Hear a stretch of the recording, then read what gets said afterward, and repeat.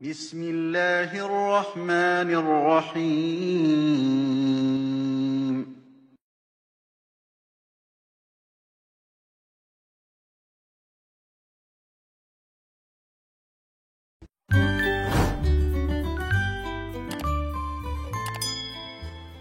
Assalamualaikum warahmatullahi wabarakatuh.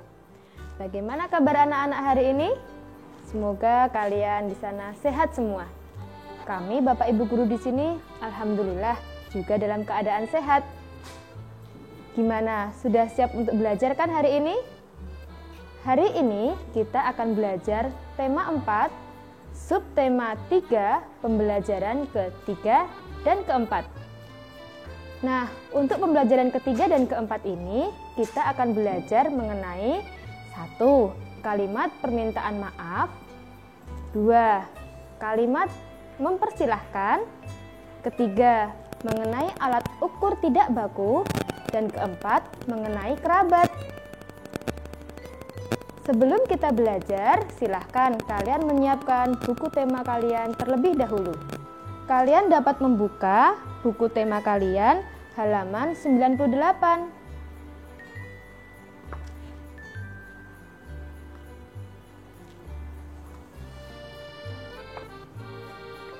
Yuk kita mengamati bersama-sama. Di buku halaman 98, kalian dapat melihat gambar dan ada percakapan antara Bella dan kakeknya. Di situ Bella mempersilahkan kakek minum teh. Dan kakek menjawabnya dengan ucapan terima kasih.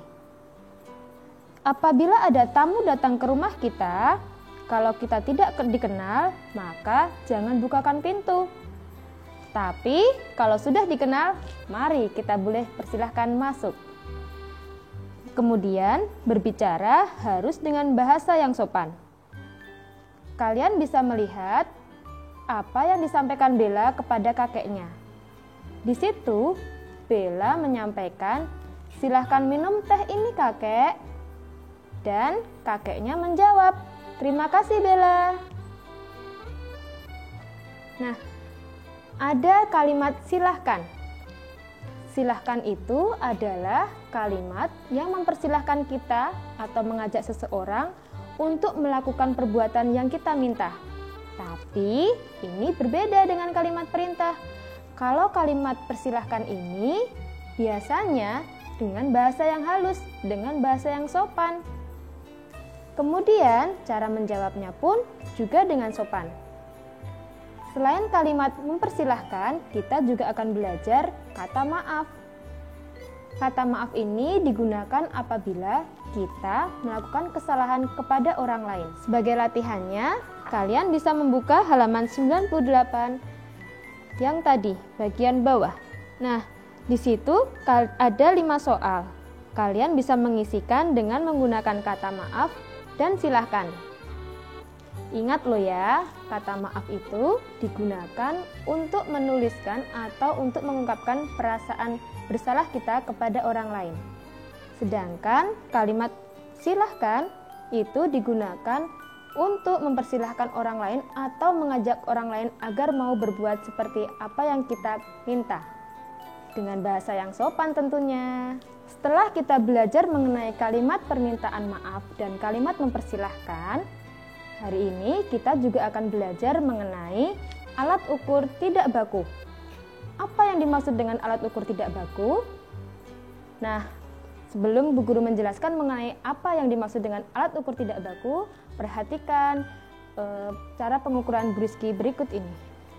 Kalian juga bisa loh menyiapkan buku paket kalian. Kita ukur bersama-sama ya. Kita akan mengukurnya dengan menggunakan jari tangan kalian. Mengukur dengan menggunakan jari disebut jengkal. Kita coba ya.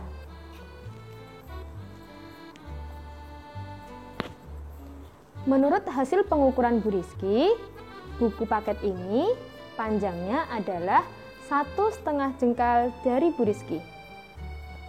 Coba, menurut hasil pengukuranmu berapa? Pasti hasil pengukuran kalian dengan Bruschi berbeda. sekarang satu lagi. Coba kalian ukur buku gambar kalian. Kita ukur lebarnya ya. 1, 2, setengah. Menurut hasil pengukuran Bu Rizky, lebar buku gambar ini adalah 2,5 jengkal tangan Bu Rizky. Kalau menurut hasil pengukuran kalian berapa? Pasti hasilnya berbeda-beda. Nah, itulah yang disebut dengan alat ukur tidak baku. Alat ukur tidak baku itu adalah hasil pengukuran antara orang yang satu dengan orang yang lain berbeda. Karena kita menggunakan alat ukurnya tidak sama. Lebar tangan Bu Rizky dengan lebar tangan kalian berbeda. Itulah yang menyebabkan hasil pengukuran kita tidak sama. Selain menggunakan jari tangan kalian, alat ukur tidak baku juga bisa dengan menggunakan merentangkan dua tangan. Ini namanya depa. Bisa juga dengan menggunakan separuh tangan kalian. Ini namanya hasta. Atau bisa juga dengan menggunakan langkah kaki. Itu hasil pengukurannya pasti akan berbeda setiap orang. Kalian bisa mengerjakan halaman 100 dan 101 sampai 102 sekalian ya. Di situ kalian bisa belajar mengenai alat ukur tidak baku. Selain menggunakan langkah kaki, depa, di situ juga ada menggunakan batang korek api. Batang korek api juga termasuk alat ukur tidak baku loh ya. Nah, sebagai latihannya, cobalah sekarang bekerja sama dengan ayah, ibu, kakak, atau adik kalian. Masing-masing mengukur benda-benda yang ada di sekitar rumah kalian. Kalian bisa mengukur panjang sapu dengan menggunakan satuan jengkal. Selain sapu, kalian juga bisa mengukur panjang kemoceng. Selain itu, kalian juga mengukur panjang spidol atau pensil kalian. Dan tambah satu lagi, kalian boleh mengukur panjang benda bebas menggunakan satuan langkah kaki atau depa. Bandingkan hasil pengukuranmu dengan hasil pengukuran ayah, ibu, kakak, atau adik. Apakah hasilnya sama atau berbeda? Selamat mencoba! Nah, itu tadi adalah pembelajaran mengenai alat ukur tidak baku. Selanjutnya, kita akan belajar mengenai kerabat. Kerabat adalah orang lain yang masih memiliki asal-usul yang sama dengan kita, atau masih memiliki silsilah yang sama dengan kita, masih ada hubungan darah dengan kita. Contoh kerabat adalah paman, bibi, saudara sepupu, bahkan keponakan. Itu adalah termasuk kerabat. Apakah di rumahmu ada kerabatnya? Kalian boleh menuliskan siapa saja sih kerabat yang ada di rumah kalian, dan juga tuliskan ciri-ciri dari kerabat kalian masing-masing. Demikian tadi pembelajaran kita hari ini tentang keluargaku. Tema 4, subtema 3, PB 3 dan 4. Untuk lebih jelasnya, kalian bisa mengulang-ulang kembali melalui buku paket kalian. Terima kasih. Assalamualaikum warahmatullahi wabarakatuh.